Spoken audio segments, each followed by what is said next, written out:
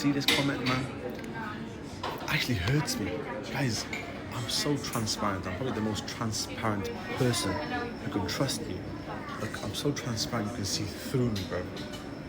You can see through. Why on earth would I gatekeep any information? I want to build an audience of people that trust me and we can benefit each other. I'm trying to create the best environment for locums I possibly can. You know what? How about this? Everyone locum. Everyone. Forget being a student. Be a locum student. Why don't you do 2 weeks in Cardiff University, then transfer to Glasgow, then transfer to Bristol 2 weeks after that, then transfer to Bradford. Become a locum student, and then why don't you become a locum in your pre-reg? Be a locum pre-reg. Why don't you go from High Street to hospital and just keep jumping around every 2 weeks, and then as soon as you get your first rent school, start locuming. So I mean, I don't give advice which I don't think is viable, but like I said, I don't know what would happen if every single person became a locum. It might be detrimental, it might be beneficial.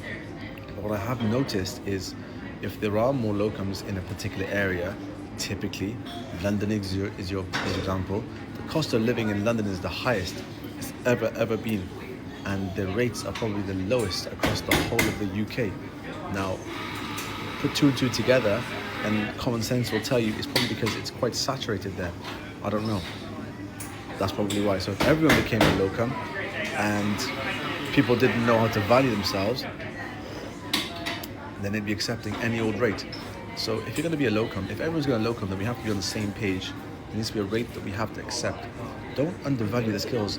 Your skills as an optometrist are so useful.